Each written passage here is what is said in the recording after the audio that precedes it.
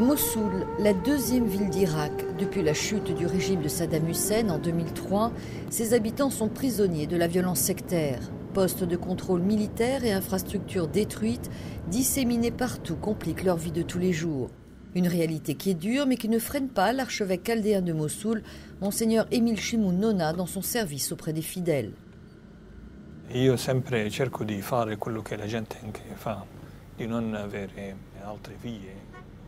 J'essaie toujours de faire ce que font mes gens et de ne pas prendre une autre voie. Nous devons être comme nos fidèles, comme nos gens. Vivre le quotidien, aller au travail, revenir, aller à l'école. Pour moi, servir les autres, c'est très important. Il n'y a que comme ça que je peux trouver mon humanité, quand je me donne aux autres. Mais encore plus, quand je donne ma vie, toute ma vie. Do qualcosa agli altri e soprattutto quando do la mia vita tutta.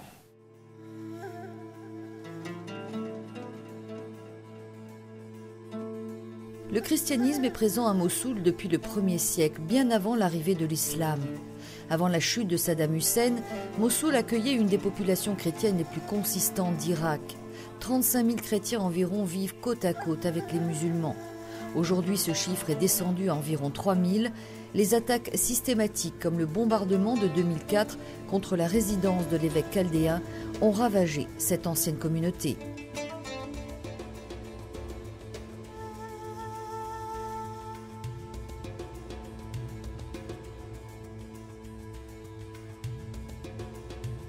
Les chrétiens à Mossoul ont dû faire face à une violence inouïe. Beaucoup sont morts pour leur foi.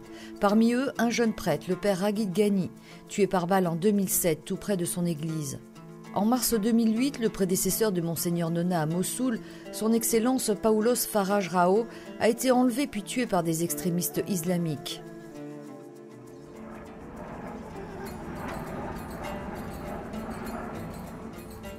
Le père Pios Affas est né et a grandi à Mossoul. En 2007, lui et un autre prêtre ont été enlevés par 4 jeunes.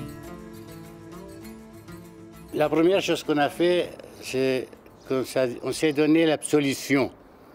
Pour lui, le jeune prêtre, c'était sa première absolution pour moi. Et moi, je lui ai donné l'absolution comme préparation à la mort. Et une fois qu'on s'est mis dans cette disposition très profonde, on est devenu très calme.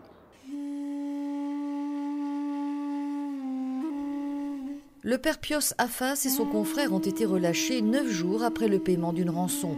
Quoi qu'il en soit, l'argent n'est pas le motif principal des atrocités perpétrées contre les chrétiens de Mossoul.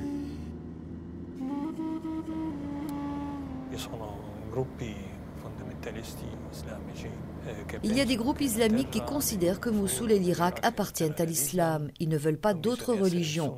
C'est pour ça que les chrétiens sont persécutés, voire tués.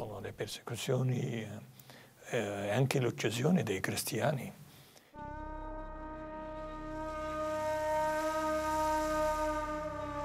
La résidence de l'archevêque a été transférée dans une petite maison après la destruction de l'édifice précédent par un attentat à la bombe en 2004.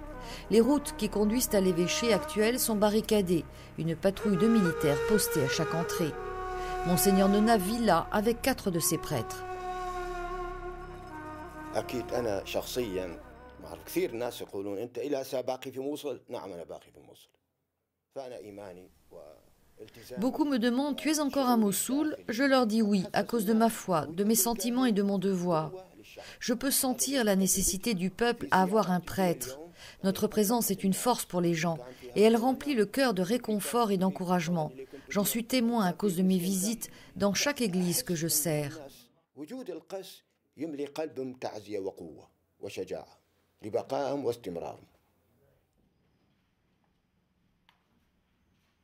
Pour Monseigneur Nona et ses prêtres, il est difficile de parler d'avenir. Leur mission en cette période difficile est de donner aux fidèles de l'espérance, en restant avec eux malgré les menaces et la violence. Le radici della speranza sono la fede. À la base de l'espérance, il y a la foi. Notre foi chrétienne est toujours source d'espérance, partout où l'on souffre. Dans l'obscurité, il y a toujours une lueur qui vient de quelque part. Il y a toujours l'espérance. Nous sommes pleins d'espérance que le Seigneur est avec nous, que notre vie chrétienne et notre foi méritent ce type de sacrifice. La foi chrétienne, c'est notre vie. Elle est tout pour nous. La fede cristiana, secondo noi, è la nostra vita tutta.